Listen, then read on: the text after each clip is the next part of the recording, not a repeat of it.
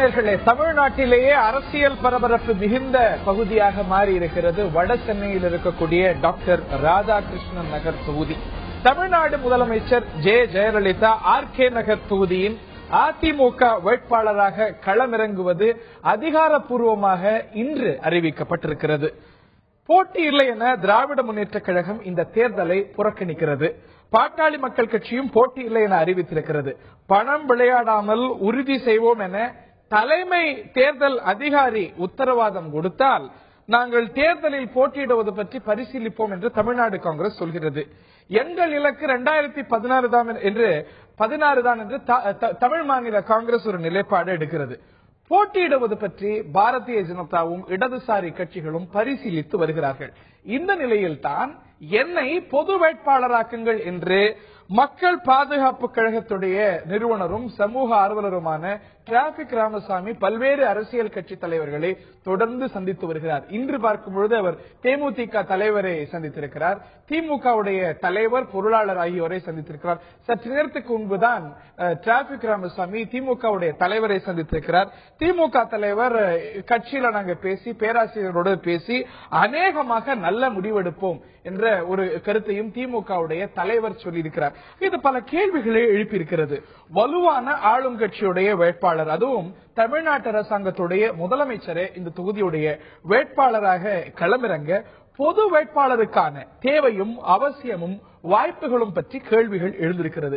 இடைத்தேர்தல் அப்படின்னு வரும்பொழுது அது திமுகவோ அதிமுகவோ பாமகவோ பாஜகவோ எந்த கட்சியா இருந்தாலும் எதிர்கட்சியா இருக்கும் பொழுது ஒரு இன்கன்சிஸ்டன்சி, ஒரு போட்டியிடுவதில் ஒரு தயக்கமும் இன்கன்சிஸ்டன்சியும் தொடர்ந்து காட்டி வந்திருக்கின்றன. இந்த எல்லா கட்சிகளுமே இடைத்தேர்தல்களில் பங்கேற்ற வரலாறும் உண்டு, புறக்கணித்த வரலாறும் உண்டு. RK நகர் 2016க்கான ஒரு குட்டி முன்னோட்டமா பல கேள்விகளை இந்த இடைத்தேர்தலானது எழுப்பியிருக்கிறது. இந்த கேள்விகளை எழுப்புவோம், விவாதிப்போம். இந்த விவாதத்தில் நம்மிடையே பங்கேற்கிறார்கள் அதிமுகவின் சார்பில் மாநில சமூக நல வாரியத்துடைய தலைவரும் அதிமுகவுடைய மகளிர் அணி துணை செயலாளருமான CR சரஸ்வதி அவர்கள். செல்வி CR சரஸ்வதி இணைகிறார். அதே போல அரசியல் ஆய்வாளர் திரு ரவீந்திரன் துரைசுவாமி இணைகிறார். அவரை நிகழ்ச்சிக்கு அன்போடு வரவேற்கின்றோம். அதே போல திராவிட முன்னேற்ற கழகத்துடைய சட்டத்துறை இணை செயலாளர் வழக்கறிஞர் பரந்தாமன் அவர்கள் இணைகிறார். நிகழ்ச்சிக்கு அவரை அன்போடு வரவேற்கின்றோம். அதே போல பாரதிய ஜனதாவுடைய மாநில பொருளாளர் திரு SR சேகர் அவர்கள் இணைகிறார். அவரை நிகழ்ச்சிக்கு அன்போடு வரவேற்கின்றோம். இன்னும் சற்று நேரத்தில் இந்த ஒரு இடைத்தேர்தலில் பொது வேட்பாளராக ஒரு தீவிர முயற்சியில ஈடுபட்டிருக்கக்கூடிய திரு டிராபிக் ராமசாமி அவர்களும் நம்முடைய இணைக்கிறார். அவரையும் நிகழ்ச்சிக்கு முன்கூட்டியே வரவேற்கின்றேன். என்னுடைய முதல் கேள்வி திரு ரவீந்திரன் துரைசுவாமி அவர்களுக்கு தான் என்னுடைய முதல் கேள்வி. இந்த ஒரு இடைத்தேர்தலானது ஒரு சுவாரஸ்யமான ஒரு இடைத்தேர்தலா வருகிறது. எல்லா கட்சிகள் இந்த ஒரு தேர்தல்ல ஒரு சின்ன ஒரு தயக்கம் காட்டுறாங்க அப்படின்னு புரிஞ்சுக்கிறேன். இந்த ஒரு இடைத்தேர்தல்ல ஒரு பலம் பொருந்திய முதலமைச்சர் ஒரு ஆளுங்கட்சியுடைய வேட்பாளரா களமிறங்குறாங்க. இந்த நிலையில பொது வேட்பாளரா டிராபிக் ராமசாமி களமிறங்கணும் அப்படின்னு நினைக்கிறாரு. ஜெயலலிதா விசஸ் ஹூ, யாருக்கும் ஜெயலலிதாவுக்குமான ஒரு பிரதான போட்டியா இந்த ஒரு தேர்தல் களம் இருக்கும் அப்படிங்கிறது உங்களுடைய கணிப்பு? ஜெயலலிதா வர்சஸ் நன். இது ஜெயலலிதா சீஃப் மினிஸ்டர் இந்த தேர்தலை சந்திக்கிறாங்க. ஜெயலலிதாவுக்கு அஜெண்டா என்னவா இருக்கும்னா, மற்ற இடைத்தேர்தல் எல்லாம் 70% ஓட்டு எடுத்தா வெற்றி பெற்றோம், இங்க 80% ஓட்டு எடுத்து வெற்றி பெற்றோங்கிறது தான் ஏடிஎம்கேயோட அஜெண்டாவா இருக்க முடியும். இந்தியாவில் எடுத்துட்டீங்கன்னா பார்லிமெண்ட் எலெக்ஷன்ல நார்வல் மக்களவை தேர்தலில் தாளிங்க நாடார் 80% வாக்கெடுத்து 57 வெற்றி பெற்றிருக்கிறாரு. அடுத்து நம்ம பிரதமராக இருக்கும்போது நரசிம்மராவ் நந்தியால் தொகுதியில் 90% வர புள்ளி கரெக்டா தெரியல 90+ வர எடுத்து வெற்றி பெற்றாங்க. அந்த மாதிரி ஒரு மிகப்பெரிய வெற்றியை கொடுக்கணுங்கிறதா அதிமுகவுக்கு வீகமா இருக்க முடியும். அதை நோக்கி தான் அவங்க பயணம் பண்ணுவாங்க. அவங்களை எதிர்த்துங்கிற லெவலில் திமுகவுக்கு இடைத்தேர்தலில் நிற்க வேண்டிய அவசியம் இல்லை. இடைத்தேர்தலை பொறுத்தவரை தமிழ்நாட்டில் எந்த கட்சிக்குமே கன்சிஸ்டன்ட் ஸ்டாண்ட் கிடையாது. அதிமுக கிடையாது, திமுக கிடையாது, தேமுதிக கிடையாது, பாமக கிடையாது, மதிமுக கிடையாது, யாருக்குமே கிடையாது. திமுக தாங்க தான் அதிமுகவுக்கு ஆல்டர்னேட்டிவ்ங்கிறத சிறுரங்கத்தில் எஸ்டாப்ளிஷ் பண்ணிட்டாங்க. மீண்டும் மீண்டும் அதை எஸ்டாப்ளிஷ் பண்ண வேண்டிய அவசியம் இல்லை அவங்களுக்கு. மேலும் அந்த மாற்று அவங்க தான்ங்கிறத சேலஞ்ச் பண்ணக்கூடிய அளவுக்கும் வேற யாரும் சிறங்கத்திலும் இல்ல, மற்றபடி இல்லங்கிற சூழ்நிலையில அவங்களுக்கு இதுல கண்டஸ்ட் பண்ணாம இருக்கிறது பொலிட்டிக்கலி அவங்களுக்கு லாபம் கண்டிசிவ் நினைக்கிறாங்க. ஏன்னா அவங்க ஒதுங்கும் போது அதிமுகவுக்கு எதிரான பிரச்சாரங்களை மற்ற கட்சிகள் பண்ணும் போதும் அதிமுக கான்ஸ்டிடியூஷனல் இன்ஸ்டிடியூஷன்ஸ் பயன்படுத்துறாங்கிற ஒரு பிரச்சாரத்தை பண்ணும்போது அதை தங்களுக்கு லாபமாக முடியுங்கிறதான் திமுகவோட ஒரு வியூகம். அந்த அடிப்படையில் திமுக தன்னோட பொலிட்டிக்கல் ஸ்ட்ராட்டஜியா நிக்கல. ஏன்னா நிக்க வேண்டிய அவசியம் இல்லை. இங்க அவங்களுக்கு மாற்றுங்கிறதுக்கு ஒரு த்ரெட் வந்தாதான் நிக்கணும். இப்ப ஏடிஎம்கே அதே மாதிரி தான் நிற்கும். ஏடிஎம்கே தான் மாற்றா இருந்தது திமுக ஆட்சியில் இருக்கும்போது. என்னால் விஜயகாந்த் சில இடங்கள்ல நான் தான் மாற்றுங்கிற மாதிரி சில போஸ்டர் கொடுக்கும்போது ஏடிஎம்கே அந்த இடத்துல நின்று நாங்க தான் மாற்றுங்கிறத எஸ்டாப்ளிஷ் பண்ணுவாங்க. டிஎம்கே சிறங்கத்தில் எஸ்டாப்ளிஷ் பண்ணனால இங்க நிக்கல. இந்த ஒரு இடைத்தேர்தல் அப்படிங்கிறது ஜெயலலிதா வெர்சஸ் நன், யாரும் அவருக்கு போட்டி இல்லை அப்படிங்கறதா யதார்த்தமா இருக்கு அப்படின்னு சொல்லியிருக்கீங்க. நீங்க சொன்ன இந்த ஒரு விஷயம் உண்மையான ஒரு விஷயம். இடைத்தேர்தலே வேண்டாம்னு கருதக்கூடிய பாட்டாளி மக்கள் கட்சி கூட இடைத்தேர்தல் ஒட்டுமொத்தமா புறக்கணிக்கல, பெண்ணாகரத்துல போட்டிட்டு இருக்காங்க. திராவிட முன்னேற்ற கழகம் அப்படின்னு பார்த்தா அவங்க தேர்தலை இடைத்தேர்தல்களை புறக்கணிச்ச தருணங்கள் உண்டு, பங்கேற்ற தருணங்கள் உண்டு. அதே போலதான் அதிமுகவும். நான் இந்த நிலையில திராவிட முன்னேற்ற கழகத்துல கேட்க விரும்பக்கூடிய கேள்வி, உங்களுடைய பிரதான அரசியல் எதிரி ஜெயலலிதா வேட்பாளராக களமிறங்கக்கூடிய ஒரு தேர்தல் இது.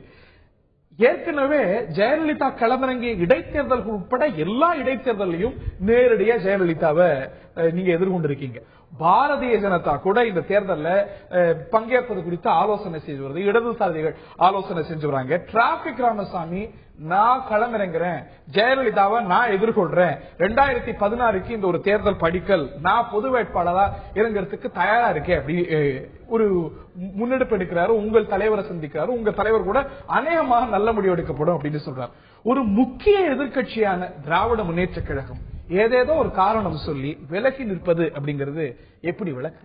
நீங்க உங்களுடைய கேள்வியினுடைய முடிவுல ஏதேதோ ஒரு காரணம் சொல்லி விலகி நிற்பதுங்கிறது அது ஏற்றுக்கொள்ளக்கூடிய ஒரு கூற்றல்ல. ஏதேதோ ஒரு காரணங்கள்ல, அதாவது ஜனநாயக நாட்டில் நடக்கக்கூடிய தேர்தல்களில் போட்டியிட வேண்டியது ஒரு சரியான விஷயங்களாக இருக்கலாம். ஆனால் திராவிட முன்னேற்ற கழகத்தினுடைய தலைவர் அவர்கள் பத்திரிகையாளர்களை சந்தித்த போதும் நாங்கள் ஏன் இந்த தேர்தலில் நிற்கவில்லை என்று அவர்கள் அறிக்கை விடுகிற போதும் மிக தெளிவாக சொல்லியிருக்கிறார். 2016 பொது தேர்தலுக்கு இன்னும் சில மாதங்கள் தான் இருக்கிறது. இப்போ நடக்கிற தேர்தல் ஒரு சட்ட சிக்கல்களை சரி செய்வதற்காக இந்த அம்மையார் முதலமைச்சராக பொறுப்பேற்றிருக்கிறார். 6 மாதத்திற்குள் அவர் முதலமைச்சராக ஏதோ ஒரு சட்டமன்றத்தில் தேர்ந்தெடுக்கப்பட்டாக வேண்டிய ஒரு கட்டாயத்தில் இருக்கிறார். எனவே ஒரு சம்பிரதாயத்துக்கும் சட்ட நிறைவுகளை சரி செய்வதற்காக நடத்தப்படுகிற ஒரு தேர்தல் இன்னும் சில மாதங்களில், இன்னும் 8 மாதத்தில் ஒரு பொது தேர்தல் இருக்கிற பொழுது எங்களை நாங்கள் அதற்கு தயார்படுத்துகின்ற போது இது தேவையற்ற ஒன்றுதான் என்றது எங்களுடைய தலைவருடைய கருத்து. சம்பிரதாயமா இருக்கலாம், திணிக்கப்பட்ட ஒரு விஷயமா இருக்கலாம். ஆனா உங்களுடைய பிரதான அரசியல் எதிரி களத்தில் இருக்கும் பொழுது நீங்க ஒதுங்கி இருக்கிறீங்க அப்படிங்கும்போது நிச்சயமா அந்த ஒரு விமர்சனம் எழத்தானே செய்யும். இல்ல, இது ஒதுங்கல் என்பது கிடையாது. அதாவது ஒதுங்கல் என்பது கிடையாது. மக்கள் இவர்களை ஆட்சி செய்வதற்கு 5 ஆண்டு காலம் அனுமதி கொடுத்திருக்கிறாங்க. இந்த ஆட்சியினுடைய நிறைவு ஆண்டில் அவங்க இருக்கிறாங்க. இப்போ இன்னும் சில மாதங்கள்ல பொது தேர்தல் வரப்போகுது. அதனால பொது தேர்தலில் எங்களுடைய சக்திகளை, எங்களுடைய எல்லாத்தையும் நாங்கள் பயன்படுத்திக் கொள்வதற்கு, எங்களை தயார்படுத்திக் கொள்வதற்கு இந்த இடத்துல எதுக்கு வீணடிக்க வேண்டியது எங்களுடைய கருத்து, எங்களுடைய நிலைப்பாடு. உங்களுடைய இது ஒரு மெஷினரி, பார்ட்டி மெஷினரியை இந்த இடத்துல வீணடிக்க நாங்க பாக்கிறோம். ரைட். அது சில விமர்சனங்கள் எழுப்பும், தொடர்ந்து விவாதிப்போம். இந்த நிலையில நம்முடைய டிராபிக் ராமசுவாமி அவர்கள் இணைகிறார். பொது வேட்பாளராக முயற்சி செய்து பல்வேறு அரசியல் கட்சி தலைவரை சந்தித்து வருகிறார். சற்று நேரத்துக்கு முன்பாக திராவிட முன்னேற்ற கழகத்துடைய தலைவர் திரு கருணாநிதி அவர்களை சந்தித்திருக்கிறார். திரு கருணாநிதி அவர்கள் சொல்லியிருக்கிறார், திரு டிராபிக் ராமசுவாமி அவர்களுக்கு ஆதரவு தருவதை பற்றி நாங்கள் முடிவை செய்து அறிவிப்போம், அநேகமாக நல்ல முடிவாகத்தான் இருக்கும் அப்படின்னு சொல்லியிருக்கிறார். தேமுதிக தலைவரை சந்தித்திருக்கிறீங்க, மேலும் பல தலைவர்களை சந்திக்க இருக்கிறீங்க. நீங்க பொது வேட்பாளராக எல்லா கட்சியில பிரதான பல கட்சிகளுடைய ஆதரவோட போட்டியிட முடியும் அப்படின்னு நம்பிக்கை இருக்கிறதா திரு டிராபிக் ராமசாமி? இன்னும் எந்த கட்சியும் இன்னும் அறிவிக்கல தன்னுடைய நிலைப்பாட்டை. எல்லா கட்சிகளும் சேர்ந்து உங்களை ஒரு பொது வேட்பாளராக அறிவிப்பாங்க ஒரு நம்பிக்கை இருக்கிறதா? பொது வேட்பாளர் அறிவிக்கிறார்களோ இல்லையோ, அந்த கட்சிகளுடைய உறுப்பினர்கள் டிராபிக் ராமசாமிக்கு வாக்களிப்பார் நம்பிக்கை 100% எனக்கு இருக்கிறது. இந்த தலைவர்கள், சில தலைவர்களை பார்த்து பேசிய போது அவர்கள் கூறியதிலிருந்தே தெரிகிறது, அவர்கள் பொது வேட்பாளர் அறிவிக்கப்பட்டாவிட்டாலும் நிச்சயமாக ஒரு நல்ல மனிதரை இந்த முறை தேர்ந்தெடுக்க வேண்டும். இந்த தேர்தல் வருகின்ற 2016 ஒரு அரசியல் மாற்றத்துக்கு அடிக்கோலாக இருக்கும் என்றுதான் மக்கள் விரும்புகிறார்கள். அது நிச்சயமாக நிறைவேறும். அகில இந்திய அண்ணா திமுக நினைப்பது போல் அவர்கள் சுலபமாக அவர்கள் பணத்தை வாரி இறைத்தாலும் ஜெயித்துவிட முடியாது என்றுதான் நினைக்கின்றேன். இல்ல, நீங்க திரு விஜயகாந்த் அவர்களை சந்திச்சிருக்கிறீங்க, திமுக பொருளாளரை சந்திச்சிருக்கிறீங்க, திமுக தலைவரை சந்திச்சிருக்கிறீங்க. ஒரு பாசிட்டிவ் ரெஸ்பான்ஸ் அவங்கள்ட்ட இருந்து கிடைச்சதா? உங்களுடைய மனநிலை என்னவா இருக்கு? நிச்சயமா சொல்றேன், அவங்க மனநிலை நல்லா இருக்குது. அதாவது அவங்க எல்லாம் கட்சி நடத்திட்டு இருக்காங்க ரொம்ப நாளா. அவங்க தங்களுடைய இதுக்குள்ள கலந்து ஆலோசிக்கணும்னு நினைக்கிறாங்க. அது தவறு கிடையாது. இன்னும் தேர்தலுக்கு நாமினேஷன் ஃபைல் பண்ண அப்புறம் தான் முடிவே வர முடியும். ஆகையினால இன்னைக்கு இருக்க நிலைமையில அவங்க அனைவருமே அவர்கள் உறுப்பினர்களை ஆர்கே நகர் தொகுதியில் உள்ள அவர்களுடைய உறுப்பினர்களை டிராபிக் ராமதாய் போட வேண்டும் என்று வலியுறுத்துவார்கள் என்ற நம்பிக்கை எனக்கு வந்துவிட்டது. ஒரு இடைத்தேர்தல் பல கேள்விகளை எழுப்பி இருக்கிறது. ஒரு பொது வேட்பாளருக்கான ஒரு வாய்ப்பு அவசியம், தேவை, இது சார்ந்த பல கேள்விகளும் எழுந்திருக்கின்றன. இதர பல கேள்விகளும் எழுந்திருக்கின்றன. விவாதித்து வருகின்றோம். இந்த விவாதத்தில் நம்முடைய திரு சி ஆர் சரஸ்வதி அவர்கள் இணைகிறார். நான் உங்கள்கிட்ட கேட்க இருக்கின்றேன், ஆர்கே நகர் தொகுதியை அதிமுக தேர்ந்தெடுப்பதுடைய ராஷனல் குறித்த கேள்வி இன்னும் தொடர்ந்து எழுகிறது. ஒரு சேஃபான சீட் அப்படின்னு கருதி இந்த சீட்டை தேர்ந்தெடுத்திருக்கீங்களா? தமிழ்நாட்டுல எல்லாமே அதிமுக சேஃபான சீட் தானே, இதுல என்ன இருக்கு? ஆர்கே நகர் தேர்ந்தெடுத்திருக்கோம், பலமுறை ஒண்ணும் இல்லம்மா. அது அதிமுக கோட்டை ஒண்ணு. அதே மாதிரி ஸ்ரீரங்கமும் ஏடிஎம்கே பொறுத்த வரைக்கும் இன்னைக்கு தமிழ்நாட்டுல எல்லா இடங்களிலும் அதிமுக வாக்கு வங்கி அதிகரிச்சிருக்கு. சி ஆர் சரஸ்வதி அவர்கள்ட்ட இந்த பதிலாம் நம்ம எதிர்பார்க்க முடியும். திரு ரவீந்திரன் துரைசாமி அவர்கள்ட்ட இன்னும் தெளிவா புரிஞ்சுக்க விரும்புறேன். ஆர்கே நகர் அதிமுக தேர்ந்தெடுத்துடைய ராஷனல் என்னவா இருக்கும் நினைக்கிறீங்க? இல்ல, ஆர்கே நகர் சிட்டில ஏடிஎம்கே தன்னை மேல நிலைநிறுத்தணுங்கிற ஒரு எண்ணம் ஒண்ணு. ரெண்டாவது முத சிட்டில அதிமுக பொது தேர்தல் சந்திக்கும் போது சிட்டில வெற்றி பெற்ற தொகுதி ஆர்கே நகர் மட்டும்தான். மீதி 13 தொகுதியும் திமுக தான் வெற்றி பெற்று, இங்கதான் ஐஸ்வர்யவேலன் ஆர்கே நகர்ல வெற்றி பெற்றாரு. சோ அது ஒரு காரணமா இருக்கலாம். மற்றபடி ரிசர்வ் தொகுதி தவிர மற்றபடி உள்ள தொகுதிகளில் ஏடிஎம்கேக்கு பேவரபிளான ஒரு 50 தொகுதின்னு எடுத்தா அதுல ஆர்கே நகரும் ஒன்னா இருக்குது. பிளஸ் சிட்டில சிஎம் இருக்காங்க. அரசு பிரச்சாரத்துக்கும் ஒரு 10 நிமிஷத்துல அவங்க இல்லத்துல இருந்து போக வேண்டிய லெவல்ல இருக்கும். இப்படி பல சிச்சுவேஷனை பார்த்து தேர்ந்தெடுத்தாங்க. ரைட். ஜெயலலிதா அதற்கு முன்பாக சென்னையில ஒரு தொகுதியில போட்டியிட்டது இல்ல அப்படிங்கிறது குறிப்பிடத்தக்கது. இல்ல, சென்னை ஒரு காலகட்டத்தில் திமுகவின் கோட்டையா இருந்தது. அதுக்கு பிறகு சென்னையோட நிலைமை பல தேர்தல்கள் வரும்போது மாறி மாறி வரக்கூடிய சூழல் வந்துட்டு, மேலும் சென்னையை ஃபர்தரா கன்சாலிடேட் பண்ணலாம், அது தங்களுக்கு கெயினுங்கிற எண்ணம் கூட அதிமுக தலைமைக்கு இருக்கலாம். ஒரு காமன் கேண்டிடேட்ஸுக்கான ஒரு முயற்சி எல்லாம் செய்யப்பட்டு வருது. எல்லாம் எந்த வகையிலும் உங்களுடைய ப்ராஸ்பெக்ட்ஸ், உங்களுடைய ஹியூஜ் மார்ஜின்ல ஜெயிக்கணுங்கிற ஒரு ப்ராஸ்பெக்ட்ஸ் பாதிக்காது அப்படின்னு நம்புறீங்க? எப்படி புரியல? எந்த வகையிலும் ஒரு அதீதமான ஒரு வித்தியாசத்துல ஜெயிக்கணும் அப்படின்னு முயற்சி செஞ்சு வரீங்க. எந்த வகையிலும் ஒரு காமன் கேண்டிடேட்டுக்கான ஒரு முயற்சி எல்லாம் பாதிக்கும். காமன் கேண்டிடேட் நிக்க போறோம் யாருன்னு அவர் பேரை சொல்லிட்டு இந்த கேள்வி என்கிட்ட கேட்கறீங்களா? அதாவது ஒரு நிமிஷங்க, நான் அவரை விமர்சனம் பண்ண விரும்பல. அவர் வயதில் பெரியவர். 2 விஷயம் எனக்கு புரியல. திரு டிராபிக் ராமசாமி அவர்கள் தன்னை ஒரு சமூக ஆர்வலர், ஐ எம் சோசியல் ஒர்க்கர்ங்கிறார். இப்போ இவர் கூட நடுநிலையா பேசுறார். he won't talk either side of ADMK or other side of DMK because he's a neutral person. அவர் தன்னை ஒரு சமூக ஆர்வலர்னு சொல்றவரு எதுக்கு அரசியல் கட்சி, அதுவும் குறிப்பா திமுக தலைவரையும் திமுகவுடைய ஸ்டாலினையும் அடிக்கடி சந்திக்கிறாரு? ஒரு சமூக ஆர்வலர், ஒரு பப்ளிக் ஒர்க்கருக்கு எதுக்கு பாலிடிக்ஸ் லிங்க் பண்றாரு? அவர் தனியா அவர் சொல்றாரு நான் பப்ளிக்கா இல்ல, அமைப்பு இப்பதாங்க தொடங்கி இருக்காரு. அவர் என்ன சொன்னாரு? It is not anyway connected to any political partner. இது மக்களுக்காக சமூக சேவை நான் தொடங்கினதுன்னார். ஒன்னு. இரண்டாவது, எனக்கு அவர் மேல் உள்ள வருத்தம், எனக்கு தெரிந்து நீங்களாம் பாத்தீங்களோ இல்லையோ, அம்மாவை பொறுத்த வரைக்கும் ஒரு மிகப்பெரிய கட்சியினுடைய தலைவர், ஒரு மக்களுடைய செல்வாக்கு பெற்றவர், ஒரு முதலமைச்சர். அவர் அந்த போஸ்டர்ல அம்மாவோட முகத்தின் மேல் காலை வைத்து கிழிக்க வேண்டிய அந்த வயதுக்குரியவர் இல்ல, எந்த வயதுல இருந்தா, சின்ன பிள்ளையா இருந்தா கூட எங்க அம்மா மரியாதை கொடுப்பாங்க. அது எங்க மனசுல வருத்தம் உண்டு. ஏன்னா அவர் போலீஸ்ல போய் சொல்லலாம். ஒரு நிமிஷம் முடிச்சிடலாம். இல்லங்க, கிடையாதுங்க. எனக்கு தெரிஞ்சு சைதாப்பேட்ல என்னோட சமூக நலவாரிய ஆபீஸ் ஜோன்ஸ் ரோட்ல இருக்கு. திரு ஸ்டாலின் அவர்களுக்கு மார்ச் 1ஆம் தேதி பிறந்த நாள். கிட்டத்தட்ட 2 மாதம் அவ்வளவு போஸ்டர்ஸும் ஜோன்ஸ் ரோடு ஃபுல்லா இருந்தது. ஒரு நாள் டிராபிக் ராமசாமி அவரு அதிமுக போஸ்டரை தேடி தேடி போய் கிளிக்கிறவருக்கு மத்த போஸ்டர்ஸ் பத்தி கவலை இல்லையா? அந்த விஷயத்துக்கு நான் கேட்க விரும்புறேன். அதற்கு முன்னாடி எஸ்ஆர் சேகருடைய முதற்கட்ட வாதத்தை நான் கேட்க விரும்புறேன். திரு எஸ்ஆர் சேகர், இந்த தேர்தலில் போட்டியிடுவது குறித்து பரிசீலிச்சு வரீங்க. இது சார்ந்த ஒரு ஆலோசனைய உங்களுடைய கூட்டணியில் இருக்கக்கூடிய தேமுதிக தலைவரோடு உங்களுடைய மாநில தலைவி ஆலோசனை நினைச்சிருக்காங்க. ஆனா இந்த தேர்தலில் போட்டியிடுவது குறித்து நீங்க பரிசீலிப்பது, அதுல இருக்கக்கூடிய லாஜிக், இது சார்ந்த ஒரு கேள்வி எனக்கு எழுகிறது. தமிழ்நாட்டில் ஊழலற்ற நேர்மையான திறமையான மத்திய அரசாங்கத்துடைய திட்டங்களை நிறைவேற்ற அரசு அமையணும்னா மாண்புமிகு அம்மா அவர்கள் முதலமைச்சராகணும் அப்படின்னு விரும்பினீங்க. பாரதிய ஜனதா விரும்பியது, உங்களுடைய மத்திய அமைச்சர் விரும்பினார். இந்த நிலையில அவங்க முதலமைச்சரா நீடிக்கணும்னா, ஜெயலலிதா அவர்கள் முதலமைச்சரா நீடிக்கணும்னா இந்த தொகுதியில் அவர்கள் ஜெயிக்கணும். ஊழலற்ற நேர்மையான திறமையான மத்திய அரசின் திட்டங்களை நிறைவேற்றக்கூடிய அம்மா அவர்கள் முதலமைச்சரா இருக்கணும்னு நீங்க ஆசைப்பட்டு இந்த தேர்தலையும் போட்டிடணும்னு நினைக்கிறீங்க? அதாவது நீங்கள் சொல்லுகின்ற அந்த முதல் ஸ்டேட்மெண்ட் இருக்கு, அந்த முதல் ஸ்டேட்மெண்ட்ல உண்மை இல்லை.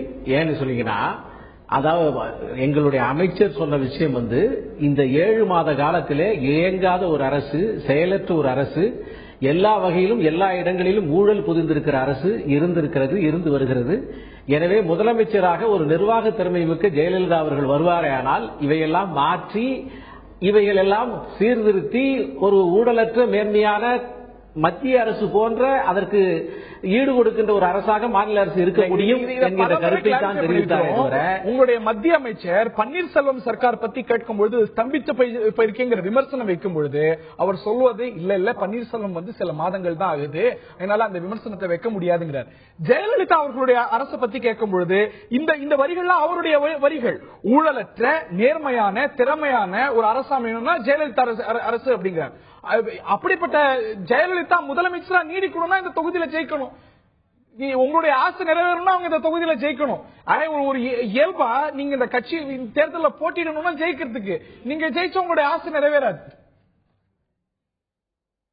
இல்ல ஹரி அவர்கள் முழங்காலுக்கும் முடந்தலைக்கும் முடிச்சு போறீங்க.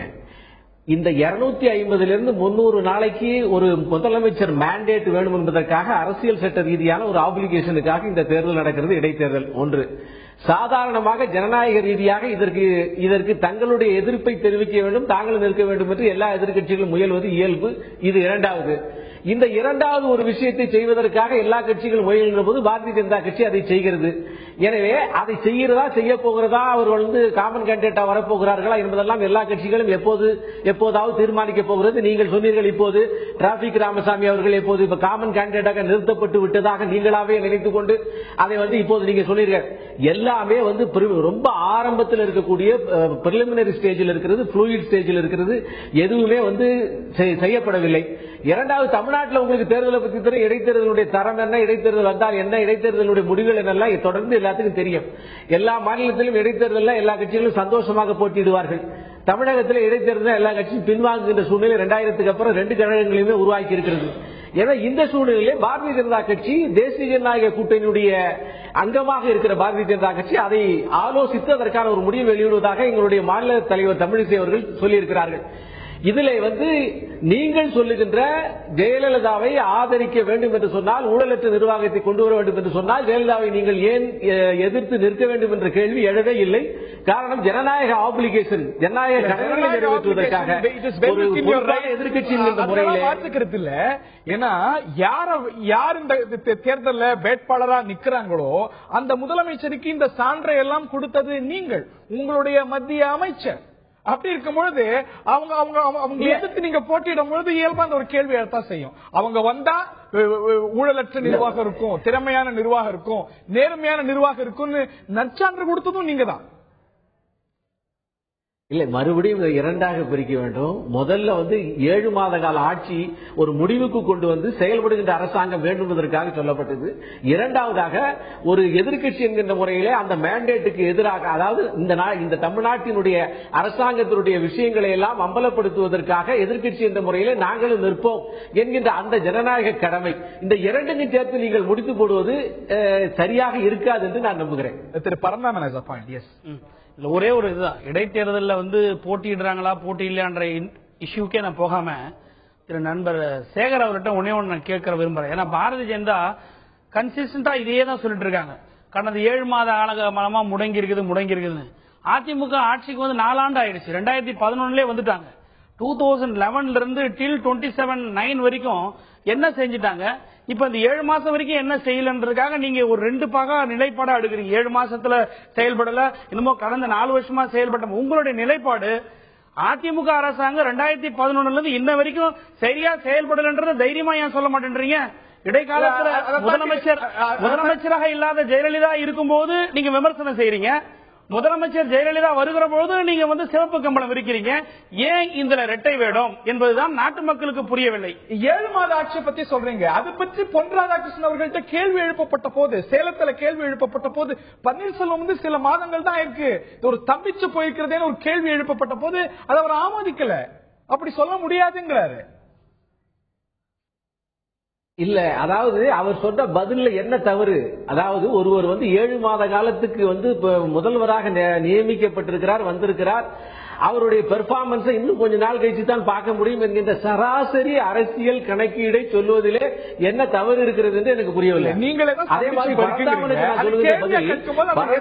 நான் சொல்லுகின்ற பதில் இயல்பா இந்த கான்ட்ரடிக்ஷன்ஸ் எல்லாம் இயல்பா எழுப்பு தானே போடும். ஒரு பக்கம் ஊழல் ஒரு குற்றச்சாட்டு, இன்னொரு பக்கம் ஊழலற்ற நிர்வாகங்கிற சான்று, ஒரு பக்கம் நாங்க ஜெயலலிதாவை எடுத்து போட்டிடுவோம் அப்படின்னு சொல்றீங்க, இன்னொரு பக்கம் அவங்களுக்கே அவங்க தான் சிறந்த முதல்வர் நச்சான்றுங்க போது தேர் ஆர் கான்ட்ரடிக்ஷன்ஸ். திருச்சேகர் இல்ல இல்ல இல்ல, அதாவது நீங்கள் கான்ட்ரடிக்ஷன் உங்கள்ட்ட தான் இருக்கு, அல்லது கான்ட்ரடிக்ஷன்ல நீங்க உருவாக்கி கொண்டிருக்கிறீர்கள். இந்த அரசை பற்றிய எங்களுடைய விமர்சனங்களை தொடர்ந்து சொல்லிக் கொண்டு வருகிறோம். பாரதிய ஜனதா கட்சி தமிழகத்தில் இருக்கக்கூடிய ஒரு பொறுப்புள்ள அரசியல் எதிர்க்கட்சி என்கிற முறையிலே ஜெயலலிதாவுடைய ஆட்சி மட்டுமல்ல, பன்னீர்செல்வத்தின் ஆட்சியும் முறையாக நாங்கள் தெரிவிக்கின்ற எதிர்ப்புகளையும் கண்டனங்களையும் சில நேரங்களில் வழிகாட்டுதலையும் கூட பாராட்டுகளையும் கூட தெரிவித்திருக்கிறோம். அதுல இரண்டாவது கருத்துக்கு இடமில்லை இருக்காங்க கேள்வி. நான் மீண்டும் வரேன். திரு டிராபிக் ராமசாமி அவர்கள்ட்ட சில கேள்விகளை கேட்க வேண்டியிருக்கிறது. எல்லா அரசியல் கட்சிகள் மீதும் குற்றச்சாட்டி ஒரு மாற்று அரசியலை ஏற்படுத்த விரும்புறவரா ஒரு அடையாளம் காட்டி வரீங்க. அப்படித்தான் உங்களுக்கான ஒரு அடையாளம் இருந்து வருகிறது. டிராபிக் ராமசாமி, எந்த கட்சியெல்லாம் ஊழல் கட்சி, மக்களை ஏமாத்துறாங்க அப்படின்னு நீங்க குற்றம் சாட்டி வந்தீங்களோ, அந்த கட்சி எந்த கட்சியோட பேனர் எல்லாம் கிழிச்சீங்களோ, அந்த கட்சியோட ஆபீஸுக்கெல்லாம் போய் அந்த கட்சிகளுடைய தலைவர்கள் சந்திச்சு, திமுக, தேமுதிக, பிஜேபி, காங்கிரஸ் சந்திச்சு அவங்களுடைய ஆதரவு கோரி நான் பொது வேட்பாளராக நிக்கிறேன் அப்படின்னு சொல்லும் பொழுது நீங்களும் ஒரு சராசரி அரசியல்வாதியா தானே அடையாளப்படுறீங்க. ஏங்க, உங்களுக்கு என்ன ஒண்ணுமே தெரியாத அரசியலை பத்தி சமூக ஆதரவு ஒண்ணு சேர்ந்து ஒரு முடிவு கட்டிட்டு தான் வந்திருக்கேன் நான் இந்த இடத்துல. தெரியுங்களா? காங்கிரஸோ திமுகவோ தப்பு செஞ்சா விடமாட்டேன். சட்டத்தை மதிக்க தெரியாதவள முதலமைச்சர் நாட்டில் நான் நம்பணுமா? போலீஸ்காரங்களே கிழின்றாங்க, கிழிக்கிறேன், தப்பு என்ன இருக்கு? இல்ல, அந்த கட்சியோட கோரி நான் வேட்பாளர் அப்படின்னு சொல்லுங்க. சொல்ற கேளுங்க. இப்பவும் சொல்ற அவங்க தேர்தலை புறக்கணிக்கலாம், ஆனா அவங்க போட வேண்டிய ஓட்டு புறக்கணிக்க முடியாது. தப்பு, சட்டப்படி குற்றம். அப்படிதான் ஓட்டு கேட்கிறேன். நீங்க ஓட்டு போடுங்க எனக்கு, அந்த கட்சி போடாது. இன்னைக்கு ஊழல் ஆட்சியில அதான் நடந்துட்டு இருக்குது. உலகம் இருந்த உண்மை. சீன தொகுதியில எவ்வளவு ஆதாரம் வச்சிருக்கிறாங்க, கேஸ் நடந்துட்டு இருக்குது. அதாவது பணத்தை கொடுத்து வேலைக்கு வாங்குற ஒரு கட்சி உண்மையிலே இனிமே திமுக ஆகட்டும், அதுவாகட்டும், எந்தவாகட்டும் நான் போக வரல. சமூக ஆர்வலர்கள் தான் இனிமே உங்களை அடையாள காட்டுறதால நிக்கிற நேரத்தில் அந்த கட்சி தொண்டர்களை உள்ளடக்கிய பொதுமக்களை, அந்த தொகுதி வேட்பாளர்களை நேரடியா நீங்க போய் சந்திக்கலாம். மாறா அந்த கட்சியோட தலைவர்கள், எந்த கட்சி தலைவர்கள் எல்லாம் எந்த கட்சியெல்லாம் ஊழல் கட்சின்னு நீங்களே அடையாளப்படுத்திருக்கீங்களோ அவங்களுடைய ஆதரவு போய் அந்த தலைவர்களை போய் அவங்களுடைய வீடு கட்சி அலுவலகம் போய் கேட்கும் பொழுது இயல்பான தார்மீகம் கொஸ்டின் ஆகப்படும். நீங்க சொல்றது ரொம்ப தவறு. ஓட்டு போறது குரூப் வச்சிருக்காங்க, அந்த தலைவர் சொன்னா கேட்பாங்க. யூனியன் எப்படி நடக்குது? தலைவர் சொன்னா தொண்டர்கள் கேட்கறாங்க, அதான் தலைவரை கேட்கிறேன். தொண்டர்ல பின்னால கேட்பேன், கேட்காத போக மாட்டேன். ஆனால் அதுக்கு முன்னால் இந்த ஊழலற்ற ஆட்சி தமிழகத்தில் வர வேண்டும் என்ற பாரதிய ஜனதா கனவு நிறைவேறதுக்காக தான் இறங்கியிருக்கேன் இந்த இடத்துல. நிச்சயமா சொல்றேன், இவங்க ஓட்டு போடுறாங்களோ இது ரெண்டாவது. மக்களுக்காக சேவை செய்ய முடியும். இப்பவும் சொல்றேன், ஒரு மக்கள் பாதுகாப்பு ஆரம்பிச்சு அதன் மூலியமா தான் வாக்கே கேட்கிறேன். ஆனா திருடர்கள் வாக்கு சொல்ல முடியாது. இவங்க மொத்தமே திருடுத்தனம் நடந்திருக்குது. முதல்ல இருந்து கட்சி வரலாம் 18 வருஷம் தள்ளி போட்டதே தப்பு. இந்த முதல்ல இதெல்லாம் நீதிமன்ற வழக்கு பேச அதிகமா பேச விரும்பல. மக்கள் நிம்மதியாக வாழ வேண்டும் என்ற ஒரே காரணத்துக்காக. அது கொலைகாரன் கூட ஓட்டு உரிமை இருக்கு, நான் கேட்க உரிமை எனக்கு இருக்கு. அதை தடுக்க முடியாது. அவன் கொலைகாரன் கேட்க சொல்ல முடியாது. உண்மையே சொல்றேன், மக்கள் மனதில் மாற்றம் ஏற்பட போயிருது. இது ஒரு சரியான பாடம் கற்பிக்க அனைத்து அரசியல் தலைவர்களுக்கும் என்றுதான் நான் கூறிக்கொள்ள முடியும். இல்ல நீங்க எல்லாத்தையும் வாக்கு கேட்கணும், அது உங்களுடைய உரிமை, உங்களுடைய கடமைங்கிறதெல்லாம் தாண்டி எந்த கட்சிகளை நீங்க இப்படி ஒரு பிராண்ட் சொல்றீங்களோ கட்சி ரீதியா போய் நீங்க உங்கள்கிட்ட கேட்கும்போது இந்த ஒரு கேள்வி இயல்பாகவே எழுது. நான் திரு ரவீந்திரன் துரைசாமி அவர்கள்ட்ட கேட்க விரும்புகிறேன். நம்ம ஏற்கனவே பேசிட்டு இருந்த ஒரு விஷயம் தான், எதிர்கட்சிகளா இருக்கும் பொழுது எல்லா கட்சிகளும் இந்த ஒரு இன்கன்சிஸ்டன்சி, இந்த ஒரு இடைத்தேர்தலை அணுகுவதில் எடுப்பதற்கான காரணம் என்ன? திராவிட முன்னேற்ற கழகம் எடுத்துக்கிட்டா புதுக்கோட்டையில ஒரு நிலைப்பாடு எடுக்கிறது, பிறகு ஏற்காட்டுல ஒரு நிலைப்பாடும், ஸ்ரீரங்கத்துல போட்டிடுறாங்க, இந்த தேர்தலை புறக்கணிக்கிறாங்க. அனைத்து இந்திய அண்ணா திராவிட முன்னேற்ற கழகம் அந்த எலக்ட்ரானிக் ஓட்டிங் மிஷின்லயே சந்தேகம் எழுப்பியது உண்டு. எலெக்ஷன் கமிஷன் மீது, திமுக மீது, ஆட்சி மீது குற்றம் சாட்டி தேர்தலை புறக்கணிச்சது உண்டு. 5 சட்டமன்ற தொகுதி இளையான்குடி பர்கூர்லாம் வந்தபோது புறக்கணிச்சது உண்டு. பாட்டாளி மக்கள் கட்சி கூட ஏற்கனவே சொன்னது போல இடைத்தேர்தலை வேண்டாம், இடைத்தேர்தல் மக்கள் மீது திணிக்கப்படுவதுங்கிறது அவங்களுடைய நிலைப்பாடு. அவங்க கூட பெண்ணாகரம் அவங்க பெல்ட்ல வருதுங்கும் போது போட்டிட்டாங்க. இந்த ஒரு இன்கன்சிஸ்டன்சிக்கான காரணம் என்ன? அவங்க போட்டியிடுவதும் புறக்கணிப்பதும் எதன் அடிப்படையில் அந்த முடிவு எடுக்கிறாங்க எதிர்கட்சி? இந்த அவசியத்தின் அடிப்படையிலும் லாபத்தின் அடிப்படையிலும் எடுக்கிறாங்க. திமுக அண்ணா திமுக எடுத்துக்கிட்டோம்னா அவங்களுக்கு பொதுவா அண்ணா திமுக எடுத்துக்கலாம். திமுக ஆட்சியில் இருந்த காலகட்டத்தில் அண்ணா திமுக ஒரு அண்ணா திமுக 70 இடங்களை பெற்று எதிர்கட்சியா வந்தாங்க. அப்ப உள்ளாட்சி தேர்தல் அவங்களுக்கு பின்னடைவை சந்திச்சாங்க. விஜயகாந்த் தனியா நின்று சுமார் 15% வாக்குகள் வர எடுத்துட்டாரு. அவங்க வைகோவோட கூட்டணி வச்சு அதோட அதிக வாக்கு தான் எடுத்தாலும் கூட விஜயகாந்த் தரப்புல இருந்து நாங்க தான் இனிமே திமுகவுக்கு மாற்றி என்ற ஒரு பெரிய சத்தம் ஹெவியா கேட்டுட்டு இருந்து, அப்ப அவங்களுக்கு எல்லா இடைத்தேர்தலையும் நிற்க வேண்டிய சூழ்நிலையும் ஒரு பெரிய ஒரு தங்களது முழு பலத்தையும் திமுகவை ஏற்று நிற்க வேண்டிய பலம் இருந்து அதை செய்தாங்க. அதுக்கு பிறகு 2009 மக்களவை தேர்தல் வரும்போது அதிமுக தான் நாங்க தான் உண்மையான ஆல்டர்னேட்டிவ் பார்ட்டிங்கிறதுல 12 இடங்களை பெற்று அவங்க எஸ்டாப்ளிஷ் பண்ணிட்டாங்க. அதனால அவங்க அது பிறகு 5 இடங்களையும் அவங்களுக்கு நிற்க வேண்டிய கண்டஸ்ட் பண்ண வேண்டிய நிர்பந்தம் இல்லை. என்றாலும் தேமுதிக கண்டஸ்ட் பண்ணி 25% வாக்கு எடுத்ததும் அதிமுக நிற்கானால் தான் அந்த வாக்கு எடுத்தது. நாங்க தான் மாற்றுங்கிற மாதிரி அவங்க சொல்லும்போது அதுக்கு பிறகு வந்தவாசி திருச்செந்தூர் போன்ற இடங்கள் எல்லாம் நிற்க வேண்டிய கம்பல்ஷன் வருது. அந்த திமுக அதிமுக நிற்க வேண்டிய கம்பல்ஷன் வெற்றி பெறுவதற்காக அல்ல, திமுகவுக்கு மாற்று நாங்கள் தான், அதிமுகவுக்கு மாற்று நாங்கள் தான் என்பதை நிலைநாட்ட வேண்டிய ஒரு கம்பல்ஷன் தான் அந்த 2 கட்சிகளும் இருக்கு. அதே மாதிரிதான் திமுக சங்கரங்கோயில 2வது இடத்துக்கு வந்தாங்க. அதனால திரும்ப அந்த இது புதுக்கோட்டை திமுகவுக்கு ட்ரெடிஷனலா ஒரு சாதகமான தொகுதி இல்ல, அது எனக்கு ரிஸ்க் அங்க விட்டாங்க. ஏற்காட்டுல 2வது வந்தாங்க. இப்ப வெல் வெஸ்டா ஸ்ரீரங்கத்தில் நிரூபிச்சிட்டாங்க. அதனால இப்ப அவங்களுக்கு அவங்களோட நாங்க தான் ஆல்டர்னேட்டிவ்ங்கிறத மீண்டும் மீண்டும் எஸ்டாப்ளிஷ் பண்ண வேண்டிய நெசிட்டில அவங்க தெளிவா போயிட்டாங்க. பாமக பொறுத்தளவுல அவங்க இடைத்தேர்தலில் எதிர்த்து பேசினாலும் அவங்களுக்கு பலமான பெண்ணகரம் தொகுதியில மட்டும் நின்னாங்க. வந்தவாசியில கூட அவங்க நிக்கல, ஏற்காட்டிலேயே நிக்கல. ஏற்காட்டுல நிக்காததுக்கு பயம் என்னன்னா, ஒருவேளை நாமளும் நின்று விஜயகாந்த் நின்று அவரு நம்மளோட அதிக ஓட்டு எடுத்துடக்கூடாதுங்கிற ஒரு எண்ணம் அவங்களுக்கு இருந்தது. அடுத்து மதிமுக எடுத்துட்டீங்கன்னா சங்கரங்கோயில் அவருக்கு சொந்த இடம், அங்க நின்னாரு. வேற எந்த இடைத்தேர்தலையும் அவங்க நிக்கல. காங்கிரஸ் சாத்தாங்குளம் திமுக சப்போர்ட் பண்ணா ஜெயிச்சிடலாங்கிற ஒரு எண்ணத்துல நின்னாங்க. இப்ப அவங்களுக்கு நிக்கணும்னா தலைமை ஒத்துக்கிட்டு கேரளா கவர்மெண்ட் இது பண்ணி அது செலவுக்கான பணங்கள்லாம் தலைமை ஏத்துக்கிட்டாதான் அவங்க நிற்கக்கூடிய நிலைமையில இருக்கிறாங்க. தேமுதிக கன்சிஸ்டன்டா ஒரு ஸ்டாண்ட் முதல்ல எடுத்துட்டு வந்தாங்க. பண்டுட்டியார்லாம் இருந்த காலகட்டத்தில் எல்லா இடைத்தேர்தலும் ஒரு கட்சி நிக்கணுங்கிற ஒரு ஸ்டாண்ட் எடுத்தாங்க. எங்க அவங்க மன வலிமை இழந்தாங்கன்னா, ஏற்காட்டுல மன வலிமை இழந்துட்டு டெல்லிக்கு போயிட்டாங்க. டெல்லிக்கு போன பிறகு திரும்ப ஒரே கட்டத்தில் நடக்கக்கூடிய திரும்ப மதிமுக தேமுதிக தான் இன்னைக்கு 3வது கட்சி. அதுல எனக்கு மாறுபட்ட கருத்து கிடையாது. திரும்ப அவங்க பார்லிமெண்ட் எலெக்ஷன் தோல்விக்கு பிறகு ஸ்ரீரங்கத்தில் நிக்கல, இப்பவும் இங்க நிக்க மாட்டாங்க. அவங்களுக்கு மிகவும் மோசமான வாக்கு தான் இங்க வட சென்னையில் கிடைச்சிருக்கு. நின்னா எக்ஸ்போஸ் ஆகுனால அவங்க நிக்க மாட்டாங்க. சோ எல்லா கட்சி திமுக அண்ணா திமுகவுக்கு அவசியம் ஏற்பட்டால் நிற்பாங்க. மற்ற கட்சிகள் அந்த பகுதி தங்களுக்கு ஒரு செல்வாக்கை கொடுக்குங்கிற பகுதியை நிற்பாங்க. வைகோ முடக்குறிச்சியில் நின்னாப்ல, அண்ணா திமுக சோர்வடைந்து நின்ன ஒரு காலகட்டம், நல்ல ஓட்டு எடுத்தாப்ல. இது இந்த புதுக்கோட்டையில் நின்னாப்ல அண்ணா திமுக எமர்ஜ் ஆயிட்டு அதுக்கப்புறம் வைகோ கண்டஸ்ட் பண்ணல. இப்படி அவங்களுக்கு பெல்ட் ஏரியானா மற்ற கட்சிகள் இருப்பாங்க.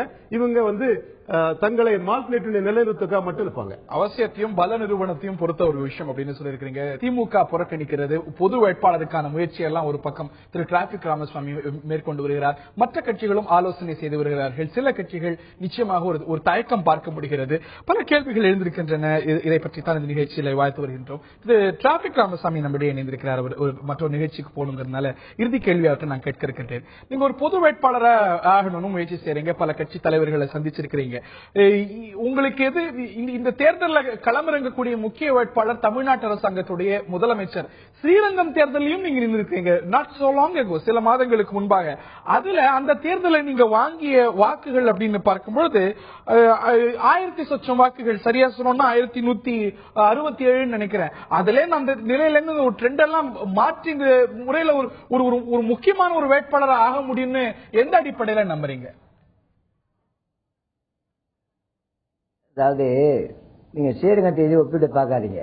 நாங்க அதிகமா கேன்வாசிங் பண்ணல, இவங்க பண்ற அக்கிரமம் தட்டுக்கிட்டு இருந்தேன், தானா வந்த ஓட்டுக்கள். அதே நேரத்தில் இன்னைக்கு ஊழலற்ற ஒரு ஆட்சி இருக்கிறது என்பது நிறுவனமாகிக் கொண்டிருக்கிறது. தலைமை நீதியிடமே ஒரு புகார் கொடுத்து ஜாமீன் விட்டதெல்லாம் கேள்வி வைத்திருக்கின்றேன். இப்படியுள்ள சூழ்நிலையிலே இது ஒரு அவசர கால, அதாவது ஒரு வாட்ஸ்அப் மெசேஜ் அனுப்பிச்சிருக்கேன், நீதித்துறையா அவசர கால பதவியேற்பு, நிரந்தர பதவி இழப்பு என்றெல்லாம் எழுதியிருக்கின்றேன். உண்மையிலேயே இது ஒரு சட்டவிரோதமான பதவியேற்பு விழா. இதற்கு ஒரு முடிவு நிச்சயமாக